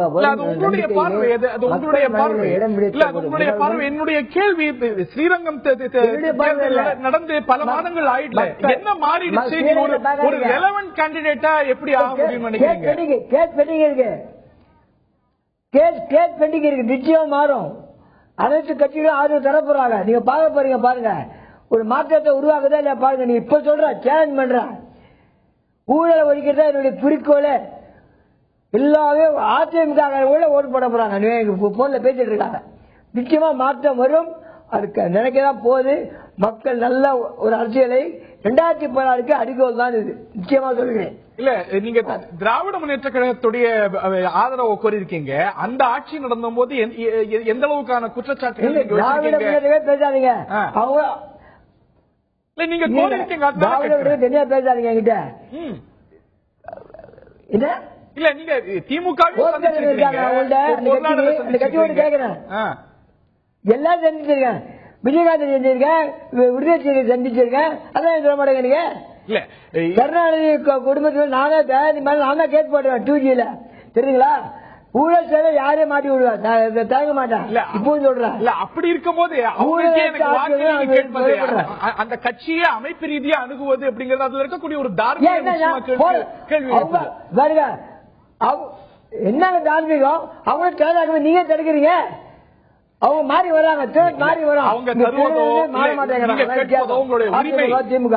ஆனா அதுல இருக்கக்கூடிய தார்மீகம் நிச்சயமா கேள்விக்குள்ளாகுது. உரிமை இல்ல, நிச்சயமா தார்மீகமே கிடையாது. இல்ல, அவங்க ஓட்டு உரிமை இருக்கு, நான் கேட்கிறேன், உரிமை இருக்கு. அதிமுக அரசு உங்களை அதிகாலையில கைது செய்தது அப்படிங்கிறது நிச்சயமா ஒரு பெரிய பரபரப்பை ஏற்படுத்தியது. அதே போல நிலைப்பாட்டை தான் 2008 திமுக எடுத்தது. என்ன இந்த அதிமுக அரசே இல்ல, இது அதிமுக அரசே இல்ல, என்ன அரசு இல்ல, ஒரு தனிப்பட்ட குரூப் ஆட்சி நடக்குதுங்க. என்ன அதுதான் நீங்க பாத்துருப்பீங்க, 7 மாதம் நடக்குது. நீங்க எத்தனை அதிகாரிகள் சாகுறாங்க, எத்தனை பேர் இது பண்ணிருக்காங்க. இன்னைக்கு என்கிட்ட வந்துட்டு இருக்காங்க, ஐஏஎஸ் எல்லாம் சொல்லிட்டு இருக்காங்க வேதனைகளை. அதெல்லாம் வெளியே சொல்ல விரும்பல. இப்ப நான் தேர்தல் நடக்கட்டும், அப்புறம் பாருங்க என்ன நடக்க போகுது. உண்மையிலே சொல்றேன், ஒரு மாற்றம் உருவாக போகிறது. சொல்லுங்க, ஏன் தேர்தல் வரைக்கும் வெயிட் பண்றீங்க? உங்களுக்கு தெரிஞ்ச உண்மையை சொல்லுங்க. நீங்க தான் உண்மையே பேசுறவருங்கிறீங்களா, தாராளமா சொல்லுங்க. பதில் சொல்ல அதிமுக தயாரா தானே உட்கார்ந்து இருக்கோம். நீங்க சொல்ற எல்லா குற்றச்சாட்டையும் நாங்க ஏத்துக்க முடியாது, குருட்டாம்போக்க ஏதாவது சொல்லிடுவீங்க, அதை கேட்டு உட்கார்ந்து இருக்க முடியாது. சொல்லுங்க, பதில் சொல்ல தயாரா இருக்கோம். நீங்க சொல்ற கேள்விகளுக்கு நாங்கள் விடை தர தயாரா உட்கார்ந்து இருக்கோம். சொல்லுங்க, என்னத்த சொல்லணும், என்னத்த சொல்லுங்க. நீங்க ஊழல் கேட்பீங்க, திமுக வேலை வழக்கு போட்டுங்கிறீங்க, திமுக ஊழல்ங்கிறீங்க, அப்புறம் திமுக தலை சந்திச்சு நீங்க வாக்கு கேக்குறீங்க. அப்புறம் நீங்க எப்படி அண்ணா திமுக சொல்ல முடியும்? லஞ்ச ஊழல் பேசுறீங்க. இப்போ நீங்க எல்லா கட்சியும் ஊழல் என்ன தேவையில்லாம நீங்க தேவையில்லாம பேசுறீங்க, நீங்க தான் தேவையில்லாம பேசுறீங்க. சட்டத்தை நாங்க மதிக்கிறோம், முதல்ல நீங்க சட்டப்படி நடங்க, நீங்க எல்லாருக்கும் நடுவுல நடங்க. நீங்க எல்லாரும் எல்லாரையும் போய் கெஞ்சிட்டு இருக்கீங்க. நீங்க சட்டப்படி நடங்க, நீங்க மனசாட்சி அம்மாவை அதிகம் பண்ணிட்டு இருக்கீங்க. தேவையில்லை விடுங்க, உங்க மனசாட்சி எங்க இருக்கு? அதான் கொலை பண்ண முயற்சி பண்ணுங்க, தெரியல கொலை முயற்சி பண்றாங்க. நீங்க தேவையில்லை பேசாதீங்க. வேண்டாம் வேண்டாம் கேட்டுக்கிறேன். Don't get personally. இல்ல நான் திரு Ravi don't lose your cool sir, don't lose your cool ma'am. நான் திரு ரவீந்திரன் அவர்கள்ட்ட கேட்க விரும்புறேன். இந்த நிலையில திரு டிராபிக் ராமசாமி மற்ற நிறைய அரசியல் தலைவர்களை சந்திச்சிருக்கிறாரு. அவர் சொல்லியிருக்கக்கூடிய விஷயம், விஜயகாந்த் ரொம்ப பாசிட்டிவா ரெஸ்பாண்ட் பண்ணார், எனக்கு ஆதரவு அளிக்கிறதுக்கு வாய்ப்பு இருக்கிறதுன்னு சொன்னார். திமுக தலைவருடைய பத்திரிகையாளர் சந்திப்புல கூட அநேகமாக நல்ல முடிவாகத்தான் இருக்கும், டிராபிக் ராமசாமி ஆதரவு கேட்டிருக்கிறார், அநேகமாக நல்ல முடிவாகத்தான் இருக்கும் அப்படின்னு சொல்லி. யாருக்கு நல்ல முடிவுங்கிறது முடிவை சொல்லும் போது சின்ன பாசிட்டிவிட்டி அதுல தென்படுது தெரியல. அதாவது ரொம்ப தெளிவா கருணாநிதி இந்த ஸ்டேட்மெண்ட்ல இந்த இதுல இவ்வளவு குவிவான ஒரு லீடர் அவருங்கிறத நிரூபிக்கிற அளவுக்கு அவருக்கு பேட்டி இருக்குது. எல்லா கட்சிகளும் ஏற்றுக்கொண்டால் அந்த முதல் வார்த்தையே அப்படிதான் இருக்கும். அது சாத்தியம் நினைக்கிறீங்களா? வாய்ப்புகள் ரொம்ப குறைவு. வாய்ப்பு குறைவு. அதாவது பாமக இருக்க இடத்துல விடுதலை சிறுத்தைகள் இருக்காது, பிஜேபி இருக்கிற இடத்துல சிபிஎம் இருக்காது, காங்கிரசும் பிஜேபியும் சேர்ந்து ஒருத்தரை ஆதரிக்க முடியாது. அப்ப எல்லா எதிர்க்கட்சி தலைவர்களும் ஆதரித்தால் டிராபிக் ராமசாமி அவருடைய எண்ணம் நிறைவேறுமா? இல்ல, டிராபிக் ராமசாமியுடைய எண்ணம் ஒரு பக்கம். அவருடைய ஆதரவு பற்றி கேட்கும்போது அவர் என்ன சொல்றாரு, டிராபிக் ராமசாமிக்கு ஆதரவு தருவது பற்றி பிறகு அறிவிப்போம், அநேகமாக நல்ல முடிவாக இருக்குன்னு சொல்ல முடியும் ஒரு தலைவர். இப்ப டிராபிக் ராமசாமி மூலமா ஆளுங்கட்சிக்கு எதிராக எவ்வளவு பிரச்சாரம் நடக்க முடியுமோ அவ்வளவு பிரச்சாரம் நடக்கிறது அவருக்கு கைல். திமுக போட்டியிடாத பட்சத்துல டிராபிக் ராமசாமிக்கு ஒரு மறைமுக ஆதரவை அட்லீஸ்ட் நாங்க அவரை நாங்க வரவேற்கிறோம், அவருடைய போட்டியிடுதல வரவேற்கிறோம். கடைசியாக இன்னொரு வார்த்தை சொல்லி இருக்கிறாரு, நாங்க இதை ஏலமிட தயாரில்லைன்னு சொல்லி இருக்கிறாரு. மற்ற கட்சிகள் பத்தி கேட்கும் மற்ற கட்சிகள் சார்பில் உங்களிடம் ஆதரவு கேட்டால் அப்படின்னு கேட்கும்போது நாங்கள் யாருக்கு ஆதரவு என்று ஏலம் விடுகின்ற நிலையில் விவகாரம் இல்லை. திமுக பொறுத்தளவுல மற்ற போட்டியிடாத இடைத்தேர்தல் எடுத்த முடிவு தான் எடுப்பாங்க. டிராபிக் ராமசாமிக்கு ஆதரவு இல்லைன்னு சொல்ல போறதில்ல, ஆதரவுன்னு சொல்ல மாட்டாங்க. மற்ற கட்சிகள் ஒரு பாசிட்டிவிட்டி திமுக இதுல ஒதுங்கி இருக்கிற அவங்களோட வியூகமே. இப்போ பாஜகவுக்கு என்ன நிர்பந்தம் இருக்கு? அவங்க உள்ளாட்சி தேர்தலில் போட்டிட்டாங்க, தூத்துக்குடி கார்பரேஷன், கோயம்புத்தூர் கார்பரேஷன். திமுக போட்டியிடல, அவங்க ஒரு 20% ஓட்டு எடுத்து ஒரு சின்ன ஒரு மார்க்கை ஏற்படுத்தினாங்க. திருநங்கத்துல போட்டிட்டாங்க, பெருசா ஒன்னும் சாதிக்கல. இப்போ அவங்க போட்டிட்டாங்கன்னா அவங்களுக்கு என்ன லிவரேஜ் கிடைக்கும்னா, they are more than Congress and other மற்ற சின்ன கட்சிகளோட நாங்க பெரிய கட்சிங்கிற ஒரு அட்வான்டேஜ் அவங்களுக்கு கிடைக்கும். இந்த அட்வான்டேஜுக்கு பாஜக என்ன செய்தாகணும்? ஆளுங்கட்சியான அதிமுக இது ஊழல் அரசு, அராஜக அரசு அந்த மாதிரி விமர்சனம் பண்ணி ஆகணும். அப்போ அந்த விமர்சனங்கள் பாஜக தொண்டர்கள் மத்தியில தமிழ்நாடு ஃபுல்லா சென்றடையும். ஒன்னு, டிராபிக் ராமசாமி இந்த அரசாங்கம் விமர்சிக்கும் போது அதுவும் தமிழ்நாடு ஃபுல்லா ஊடகங்கள் மூலமாட்டும் சமூக ஆர்வலர்கள் மூலம் போய் சேரும். இதெல்லாம் திமுக என்ன நினைக்குது? அதிமுக எதிரான ஒரு நெகட்டிவிட்டியை உருவாக்கணும்னு நினைக்குது. அந்த ஸ்ட்ராட்டஜிக்கு பயன்படுங்கிறதா திமுக அதை பயன்படுமே தவிர, தன் லாபத்துக்கு தான் டிராபிக் ராமசாமி திமுக பயன்படுத்துமே தவிர டிராபிக் ராமசாமி லாபத்துக்கு திமுக போகாது. திரு பரந்தாமன், இதுல ஒண்ணும் இல்ல, தலைவர் ரொம்ப தெளிவா சொல்லியிருக்காரு. ஒருத்தர் ஆதரவு கேட்டு அவர் வந்திருக்கார், திரு டிராபிக் ராமசாமி அவர்கள். அவர் கிளீனா சொல்லியிருக்கார் தலைவர், இது சம்பந்தமா பேராசிரியர் உடல்நிலை சரியில்லாத ஓய்வேற்று கொண்டிருக்காரு, நாங்க கன்சல்ட் பண்ணிட்டு சொல்லுவோம்னு சொல்லியிருக்காங்க. பிறகு செய்தியாளர்கள் கேட்ட கேள்விகளுக்கெல்லாம் என்ன பதில் சொல்லியிருக்காரு நாட்டு மக்களுக்கு தெரியும். ஆக இது இறுதியில முடிக்கும் போது அநேகமா நல்ல முடிவாதான் இருக்கும். ஆச்சரியம் இல்ல, அது முதல் கேள்வியில இந்த மாதிரி கேட்டிருக்கிறாருன்னு சொல்லும் போது எங்களுடைய பொதுச் செயலாளர் இவங்களை நான் கன்சல்ட் பண்ணி செய்யணும், ஆதரவு அளிக்காதது கூட நல்ல முடிவு. ஒரு நாகரிகம் கருதி ஒரு அரசியல் முதிர்ந்த ஒரு தலைவர் அவர் தன்னை தேடி வருகிறவர்களுக்கு அவர்கள் எப்படி பதில் சொல்ல வேண்டுமோ அந்த அமைப்புல பத்திரிகையாளர் கேட்ட கேள்வி அநேகமா நல்ல முடிவு எடுக்கின்ற ஒரு ஜெனரலா சொல்ற சப்ஜெக்ட் அது. ஆக இதை பொறுத்திருந்து தான் நம்ம பார்க்க முடியும். ஏன்னா எங்களுடைய தலைவர் பொதுச் செயலாளர் கன்சல்ட் பண்ணணும், எல்லாம் கிளீனா சொல்லியிருக்காரு அவருடைய ஸ்டேட்மெண்ட்ல.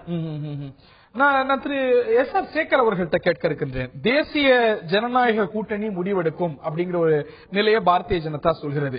தேசிய ஜனநாயக கூட்டணியில அங்கமா இருக்கக்கூடிய பாட்டாளி மக்கள் கட்சி நீங்க என்ன முடிவெடுக்கிறீங்க, நீங்க என்ன நிலைப்பாடு எடுக்கிறீங்க அப்படிங்கறதெல்லாம் பற்றி கவலை கொள்ளாம நாங்க போட்டி இல்ல அப்படின்னு அறிவிச்சிட்டாங்க. முக்கியமான அடுத்த தலைவர் அப்படின்னு பார்க்கும்போது, இன்னொரு முக்கியமான தலைவர் அப்படின்னு பார்க்கும்போது விஜயகாந்த் டாக்டர் தமிழிசையை சந்திச்சு இன்னைக்கு ஆலோசனை செஞ்சிருக்காரு. அதே வேளையில தான் டிராபிக் ராமசாமி இன்னைக்கு அவர் சந்திச்சு சொல்லியிருக்கிறார். டிராபிக் ராமசாமி விஜயகாந்த் சந்தித்து வந்த பிறகு அவர்களுடைய தொண்டர்கள்லாம் எனக்கு வாக்களிப்பார்னு அவர் எனக்கு சொல்லியிருக்கிறாரு அப்படிங்கிறாரு. ஏற்கனவே 2000 ஸ்ரீரங்கம் இடைத்தேர்தலில் தேமுதிகவுடைய பார்ட்டிசிபேஷன் எந்த அளவுக்கு ஆக்டிவா வந்து நமக்கு தெரியும். சோ ஒரு கூட்டணியா பார்க்கும்போது ஒரு ஸ்ட்ராங்கான லீவரேஜ் உங்களுக்கு இருக்குன்னு நினைக்கிறீங்களா இந்த தேர்தலில்? இல்ல, அதாவது டிராபிக் ராமசாமிக்கு விஜயகாந்த் அவர்கள் கொடுத்த உறுதிமொழி, கலைஞர் அவர்கள் கொடுத்த உறுதிமொழி, இன்னும் பல கட்சிக்காரர்களை அவர் சந்தித்த போது கொடுத்த உறுதிமொழி எல்லாம் உண்மையாக இருக்குமானால், எல்லா கட்சிகளும் கொடுத்த உறுதிமொழி உண்மையாக இருக்குமானால் விஜயகாந்த் கொடுத்த உறுதிமொழி நீங்க அதுல சேர்த்துக்கலாம். எல்லாரும் ஒரு மரியாதை நிமித்தமாக பேசுகிற பேச்சு தான் இது. எனவே அதுல ஒன்னும் விஷயம் இல்ல. இரண்டாவது பாமக மற்றவை எல்லாம் ரொம்ப காலமாவே அவங்களுடைய ஸ்டாண்ட் தெரியுது.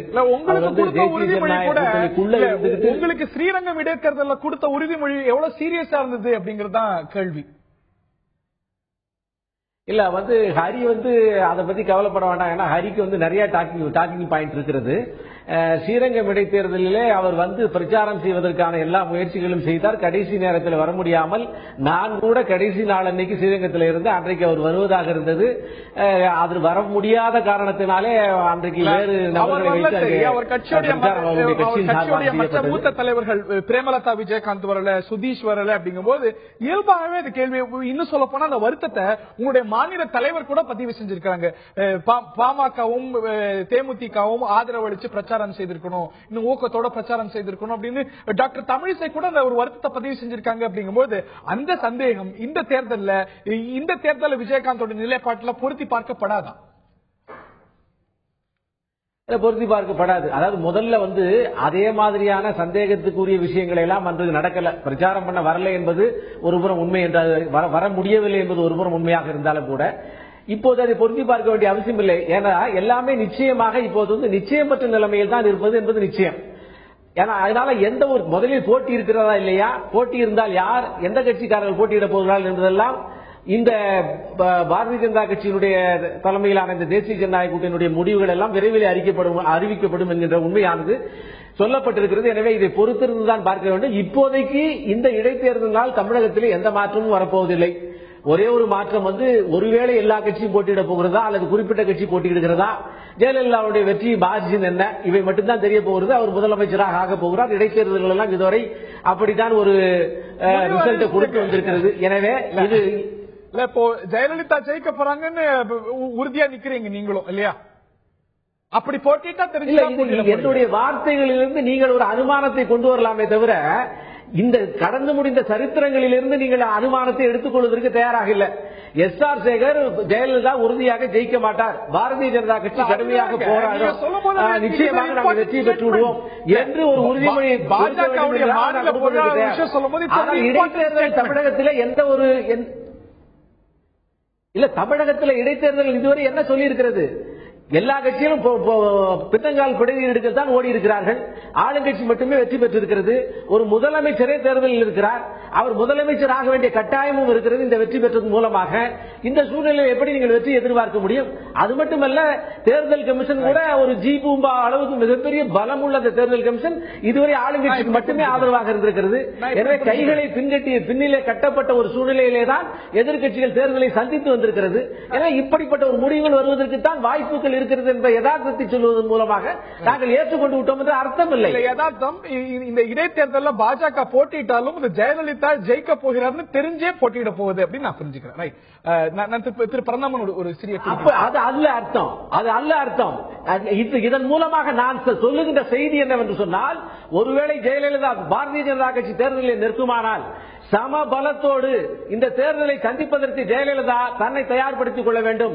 தேர்தல் கமிஷன் உண்மையிலேயே நடுநிலைமையாக செயல்பட வேண்டும்.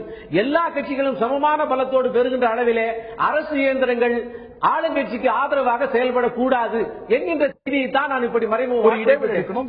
திரு பரந்தாமன் ஒரு சிறிய குறுக்கீடு செய்யறது இல்ல இப்ப நான் என்ன கேட்க விரும்பணும், அதான் நம்மளோட நண்பர் இப்ப அவரே தெளிவுபடுத்திட்டாரு.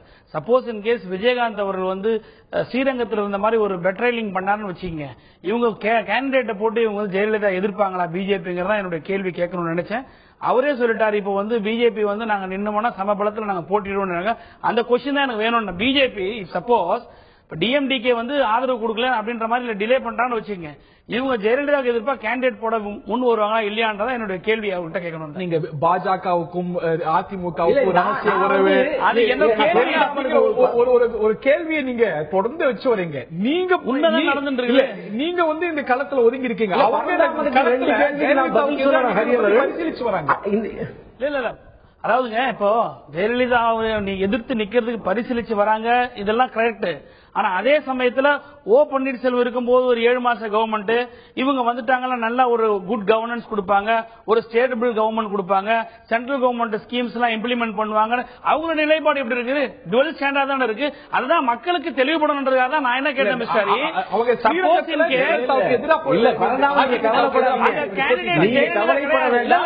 அதிமுக எதிர்ப்பை முழுவதுமாக செய்து கொண்டீர்கள். பாரதிய ஜனதா கட்சிக்கு அரசு ரீதியாக என்ன நிலைப்பாடு எடுக்க? எங்களுக்கு எதிர்ப்பு அதிமுக எதிர்ப்பு நாங்க தான், அது நாடறிந்த விஷயம். அந்த வேலையை நாங்க நல்லா செய்யறோம். அங்க என்னன்னா ஸ்ரீரங்கத்தில்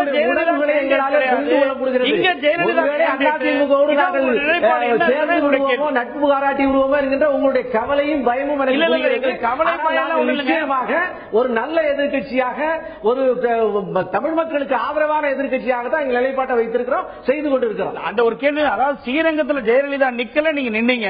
இங்க ஆர்கே நகர்ல ஜெயலலிதா நிக்கிறாங்க, நீங்க நிப்பீங்களா அப்படின்னு தான் கேள்வி. மற்ற கட்சிகள்லாம் நாங்க புறக்கணிக்கிறோம்னு சொல்ல, எங்களுடைய கட்சி முடிவு செய்ய எங்களுடைய தலைவர் உங்களுடைய தலைவர் சொன்னது போல நாங்களும் ஒரு நல்ல முடிவை விரைவில் உங்களுக்கு அறிவிப்போம். இல்ல அந்த கட்சி நாங்க வந்து போட்டியிடுவது குறித்து தேமுதிகவோட ஆலோசனை நடத்தது. நாங்க இதை பற்றி 2-3 நாட்கள் அறிவிப்போம், அதுக்கான முயற்சியில் ஈடுபட்டிருக்கோம் அப்படின்னு சொல்றதே உங்களுடைய சந்தேகங்கள் ஒரு பகுதியை பொய்க்க செய்தான்.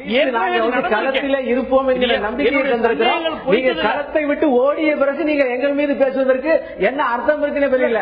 நீங்க இந்த போர் துவங்கும் முன்பாகவே களத்தை நீங்கள் வந்து விட்டு நகர்ந்து போனவர்கள், தமிழகத்தினுடைய மிக வலிமையான ஒரு எதிர்கட்சியாக இருப்பவர்கள்.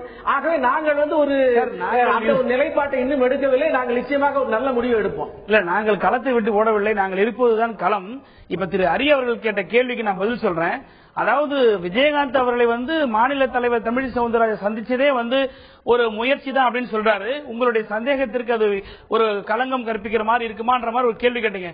இதனுடைய முன்னோட்டங்கள் முடிவுகள் அதுதான் சார் இருந்துச்சு. ஸ்ரீரங்கத்தில் வந்து விஜயகாந்த் அவர்களுடைய ஆதரவோடு தான் இருந்தாங்க. ஆனா வந்து அங்க வந்து கூட்டணியோட கேண்டிடேட்னா கடந்த காலங்களில் மற்ற கட்சிகளோட எப்படி அந்த தேர்தல் பிரச்சாரம் நடந்தது நாடறிந்த விஷயம். இப்ப என்னன்னா சமீபத்தில் இந்த கேள்வி நான் ஏன் கேட்கிறேன்னா, இது மக்களுக்கு தெளிவா ஆகுன்றதுக்காக தான் நான் கேட்டேன். சமீபத்தில் ஜெயலலிதா அவங்க பதவியேற்ற பிறகு நேஷனல் லீடர்ஸ் ஒரு மாதிரி பேசுறாங்க, ஸ்டேட் லீடர்ஸ் ஒரு மாதிரி பேசுறாங்க, இன்னும் இருக்கக்கூடிய பிஜேபி லீடர்ஸ் ஒரு மாதிரி பேசுறாங்க. இப்படி மல்டி ஸ்டாண்ட் இருக்கக்கூடிய ஒரு பிஜேபி நிச்சயமா உறுதியா ஜெயலலிதா நிக்கிற இடத்துல நாங்க நிப்போம் அப்படின்னு சொல்லுவாங்களான்றதான் கேள்வி. நாங்க இன்னும் ஓரிரு நாட்கள் உறுதிப்பாட்டை பரிசீலிக்கக்கூடிய அளவிலே திமுக இல்லை.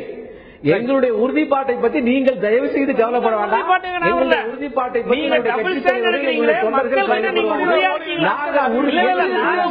வேட்பாளருக்கான தேவையை ஏற்படுத்தி இருக்கிறது அந்த இடைத்தேர்தல் என பல கேள்விகள் எழுந்திருக்கின்றன.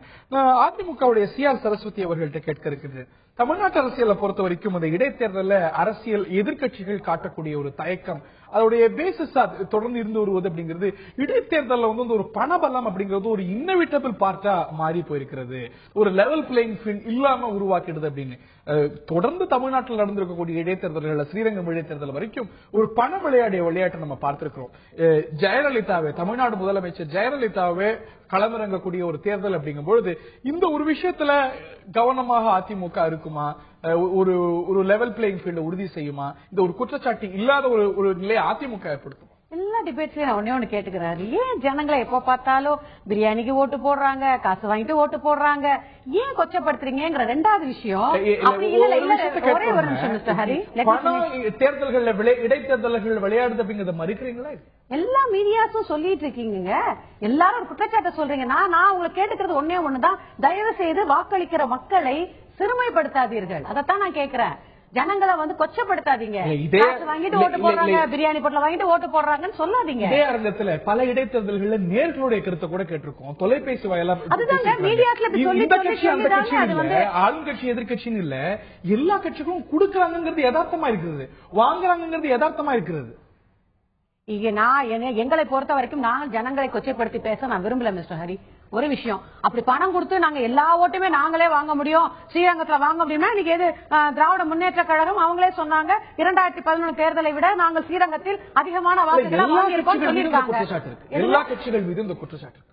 எங்களை பொறுத்தவரை அதிமுக ஸ்டாட்டிஸை பொறுத்தவரை எங்களுடைய பொதுச் செயலாளரை, எங்கள் அம்மாவை, முதலமைச்சரை ஜனங்க மனசார ஏத்துக்கிட்டு ஓட்டு போடுறாங்க. அதற்கு மேல் ஜனங்களை கொச்சப்படுத்தி பேச நான் தயாராக இல்லை. I'm very sorry to say. அவங்க ஆமா எங்களுக்கு காசு வாங்கிட்டு தான் ஓட்டு போட்டாங்க, அவங்க காசு வாங்கிட்டு தான் ஓட்டு போடுறாங்கன்னு ஜனங்களை கொச்சைப்படுத்த நாங்க நிச்சயமா தயாரா இல்ல. எங்கள் அம்மாவுடைய மக்கள் நல திட்டங்கள் இன்னைக்கு ஒருத்தர் வீட்டுல போய் இருக்கு. எங்கள் அம்மாவை பெண்கள் மனசார விரும்புறாங்க. அந்த விருப்பத்தின் பேர்ல பெண்கள் வந்து ஓட்டு போடுறாங்க. பாமர மக்களுக்கு திட்டங்கள் போய் சேர்ந்திருக்கு, அதன்படி வந்து ஓட்டு போடுறாங்க. அவர்களை போய் ஆமா நாங்க காசு கொடுத்தோம் அவங்ககிட்ட நாங்க ஓட்டு வாங்கணும்னு வாக்காளர் மக்களை கொச்சைப்படுத்த எந்த நிலையிலும் அண்ணா திராவிட முன்னேற்ற கழகம் தயாராக இல்லை. இது எங்கள் அம்மாவுக்கு மக்களால் தரப்படுகிற ஓட்டு என்பதை தான் நான் இங்க சொல்ல விரும்புகிறேன். ரவீந்திரன் துரைசாமி அவர்கள்ட்ட இன்னொரு கேள்வியை கேட்க விரும்புறேன். தேமுதிகவை பொறுத்த வரைக்கும் பாஜக ஆலோசனை நடத்தி வருது. ஒரு ஸ்ரீரங்கம் இடைத்தேர்தல்ல அவங்க ஆதரவு பாஜகவுக்கு கொடுத்தாலும் கூட ஒரு பெரிய கமிட்மெண்ட் பாஜக வேட்பாளர் நோக்கி தேமுதிக சைட்ல இருந்து பார்க்க முடியல. ஒரு இயல்பான புரிதல் என்னன்னா 2014 தேர்தல்ல அந்த பாக்கெட்ல தேமுதிகவுக்கு வந்திருக்கக்கூடிய வாக்குகள் பிஜேபி வேட்பாளருக்கு போகல. இந்த இடைத்தேர்தலில் என்ன நிலைப்பாட்டை அவர் எடுக்கக்கூடும்? அவர் வந்து ஒரு கமிட்மெண்ட் இல்லாம ஒரு நான் கமிட்டலா இருக்கக்கூடுமா? அவர் தேமுதிக வேட்பாளரை இறக்கி பாஜகவுடைய ஆதரவு பெறக்கூடுமா? இல்ல பாஜக வேட்பாளர் ஆதரிப்பாரா? டிராபிக் ராமசாமி சொல்றது போல அவர் ஆதரிப்பாரா? அவர் நம்பிக்கை தெரிவிச்சது போல. அதாவது விஜயகாந்துக்கு வந்து ஆரம்பத்துல ஜெயலலிதா கடுமையான எதிர்க்கட்சி அரசியல் பண்ணாத டைம்ல ஒரு கிளாமர் இருந்தது. மதுரை மத்தி, மதுரை மேற்கு உள்ளாட்சி தேர்தல், அப்படி அவரு எல்லா இடத்திலும் நின்னாரு. சங்கரங்கோயில கூட அவருக்கு எடுத்த 12,000 ஓட்டுகளை அவர் எடுத்துட்டாரு. ஒரு கட்டத்துல வந்து அவர் மன வலிமையை ஏற்காடு இடைத்தேர்தல இழந்தாரு.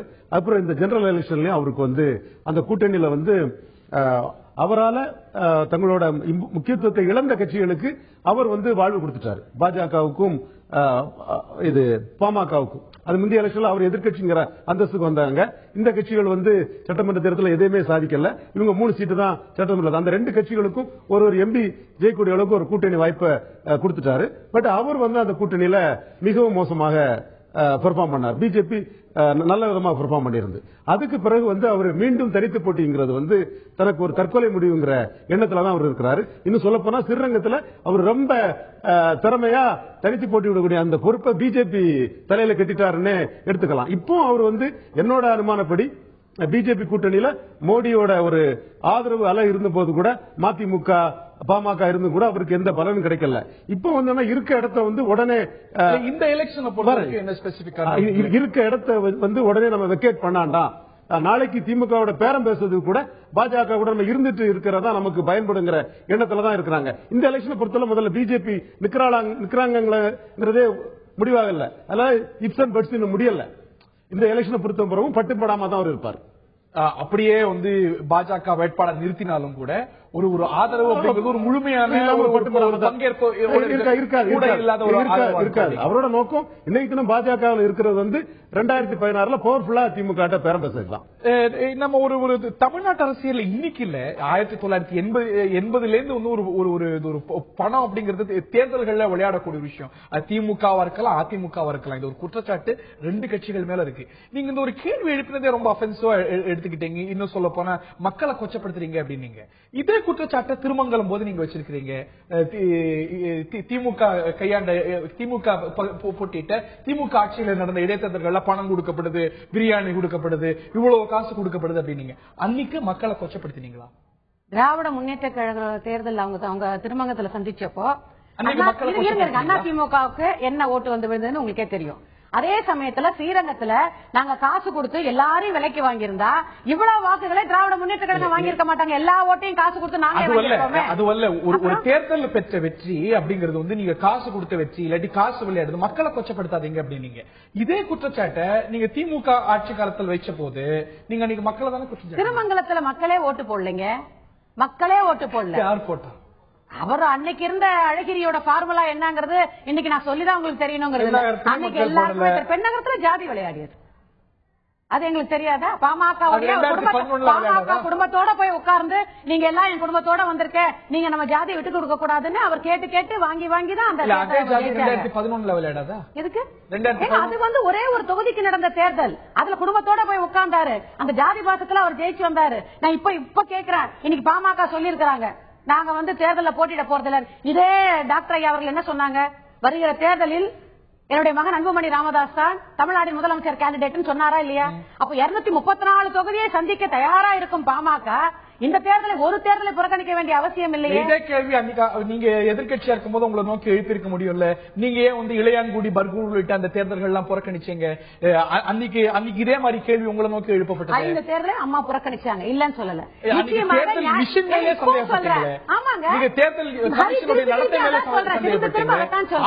சந்தேகப்பட்டீங்க. அன்னைக்கு வந்த வாக்குகளுடைய எண்ணிக்கையை வச்சு சொல்ற, இன்னைக்கு அண்ணா திராவிட முன்னேற்ற கழகத்தில் நடைபெறும் இடைத்தேர்தலில் மற்ற கட்சிகள் வாங்கும் வாக்குகளையும் திராவிட முன்னேற்ற கழக ஆட்சியில் நடந்த இடைத்தேர்தலில் அவர்கள் மற்ற கட்சி கொடுத்த வாக்குகளையும் நீங்க கம்பேரிசன் பண்ணி பாருங்க.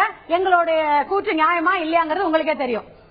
லாஜிக்கலா அப்படிதான் தெரியல. நான் திரு பரந்தாமன் அவர்கள்ட்ட கேட்க விரும்புகிறேன். 2016 தேர்தல்ல இதே போல நீங்க ஒரு காரணத்தை சுட்டி காட்டி புறக்கணிக்க மாட்டீங்க அப்படிங்கிறதுக்கு என்ன இதுவே பெரிய ஒரு நகைப்பா இருக்கு உங்களுடைய கேள்வி. என்னுடைய கேள்வி நகைப்பா இருக்கலாம். இதே கேள்விய சில ஆண்டுகளுக்கு முன்னாடி கேட்டவர் உங்களுடைய தளபதி. இல்ல அதிமுக 5 சட்டமன்ற தேர்தல்களை புறக்கணிச்ச போது அதிமுக 2016 தேர்தலை புறக்கணிக்கிறது ஒரு காரணம் தேடாது, 11 தேர்தலை புறக்கணிக்கிறது ஒரு காரணம் தேடாது என்ன உத்தரவாதம் கேட்டாரு. வேலு கேட்டாரு. வரிசையா நடக்கக்கூடிய சட்டம் இடைத்தேர்தலை புறக்கணிக்கிறதுக்கும் இந்த வரக்கூடிய பொது தேர்தலில் ஒரு சில மாதங்கள் இருக்கக்கூடிய போட்டிட்டு நடுவுல இன்னொன்னு எங்களுடைய நிலைப்பாட்டில் என்னன்னா ரொம்ப தெளிவா சொன்னோம். அதாவது இன்னும் ஒரு ஃபியூ மந்த்ஸ் தான் இருக்குது ஜெனரல் எலெக்ஷனுக்கு. நான் காரணத்தை சொல்லிட்டு சொல்றோம். ஆனா அதே 5 இடத்துல 5 முறை வந்து அந்த நடந்த இடைத்தேர்தலில் நிக்கிறதுக்கு வந்து புறக்கணிச்ச ஜெயலலிதா அவங்க வந்து இதே குற்றச்சாட்டை வந்து அவங்க வந்து ஜெனரலா சொல்லிட்டு போறாங்களே தவிர அவங்க வந்து குறிப்பிட்ட காரணத்துக்காக சொல்லிட்டு போறதுன்றத நீங்க குறிப்பிட்ட காரணங்கள் வந்து நீதித்துறை, அதுக்கப்புறம் வந்து தேர்தல் ஆணையம், அப்புறம் போலீஸ், இவங்க எல்லாம் மேல குற்றம் சாட்டுறீங்க. உங்களோட நடுநிலையை கேள்வி கேறீங்க. இதே நீதித்துறை, இதே தேர்தல் ஆணையம், எல்லா கட்சியும் இதே போலீஸ் தான் 2016 தேர்தல் போது இருக்க போகுது. அப்போ வந்து வானத்திலிருந்து ஒரு புது நீதித்துறை குதிக்க போறதில்ல, புது தேர்தல் ஆணையம் குதிக்க போறதில்ல. அநேகமா இதே எலெக்ஷன் ஆபீசர் தான் இருக்க போகுது. அப்ப இந்த லாஜிக் பொருந்தும். இது நல்ல கேள்வி. பொதுவா வந்து பொதுமக்கள் மத்தியில் கூட இந்த கேள்வி எழுப்புவாங்க. இப்ப இருக்கக்கூடிய போலீஸ், இப்ப இருக்கக்கூடிய எலெக்ஷன் கமிஷன் தானே வந்து நடத்த போகுது.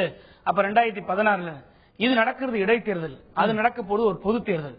எப்பவுமே நீங்க பாத்தீங்கன்னா ஒரு பொது தேர்தல் வரும்போது அதிகாரிகளுடைய செயல்பாடு, தேர்தல் ஆணையத்தினுடைய செயல்பாடு, போலீஸோட செயல்பாடு நடந்தது பொது தேர்தல். அந்த தேர்தலையும் சம்பத்து மேலே குற்றம் சாட்டி சீஃப் எலெக்ஷன் கமிஷனர் மீது குற்றம் சாட்டி பொது தேர்தல்.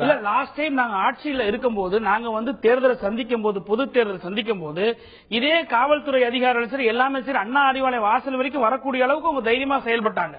புரியுதுங்களா? எதற்காக என்றால் ஒரு பொது தேர்தல் வரும்போது அதிகாரிகளை வந்து இப்போ 100% அதிகாரிகள் வந்து ஆளுங்கட்சிக்கு செயல்படுறது வந்து பொது தேர்தல் வரும்போது டெஃபினட்டா 50% அபோவ் அதிகாரிகள் வந்து ஒரு நியூட்ரலா நம்ம வேலை பார்க்கணும்னு நினைப்பாங்க. இது பொது தேர்தலுக்கு இடைத்தேர்தலுக்கு உள்ள செயல்பாடுகள் வந்து மிஷனரிஸ் நம்ம கம்பேரே பண்ண முடியாது. ஏன்னா இதுக்கு உதாரணம் சொல்றேன் கேட்டுங்க. ஏற்காடு இடைத்தேர்தல ஓப்பனா ஒரு மந்திரி சொல்றாரு, அதிமுக மந்திரி, நீங்க இன்னும் 30 நாள் தான் இந்த எலெக்ஷன், அது முடிஞ்ச பிறகு நீங்க என்கிட்ட தானே வந்தாலும் இந்த பிடிஓ தாசில்தார மிரட்டின ஒரு மந்திரி, அதிமுக மந்திரி பத்திரிகையிலே வந்திருக்குது. ஆக இதுதான் நிலைப்பாடு இடைத்தேர்தலுக்கும் பொது தேர்தலுக்கும். பொது தேர்தல் இவங்க அப்படி செய்ய முடியாது. அதிகாரிகள் சுதந்திரமா செயல்படுவாங்க.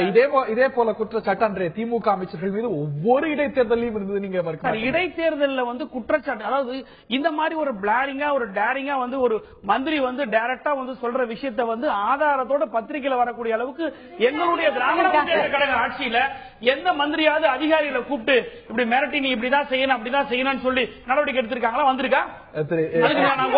பப்ளிக் பேக்குறாங்க. நான் கேட்கிறேன் கேள்வி, நான் கேட்கிறேன். நீங்க கேட்ட கேள்வி நல்ல கேள்வி. அவங்க ஏற்காடு இடைத்தேர்தல் எடப்பாடி பழனிசாமி வீடியோவை தனிமட்ட முறையில மாடல் போட்டு இருக்கும்போது வந்து சந்திச்சாருன்னு சொல்றாங்க. திராவிட முன்னேற்ற கழகம் ஆதாரத்தோட போட்டோவோட எடுத்துமே மனு கொடுக்குது. தேர்தல் ஆணையம் என்ன தெரியுங்க சொன்னதுங்க? ரொம்ப நகைப்புக்குரிய ஒரு அவர் கல்யாண பத்திரிகை கொடுக்குறதா வந்தாரு, ஃபைல க்ளோஸ் பண்றாங்க.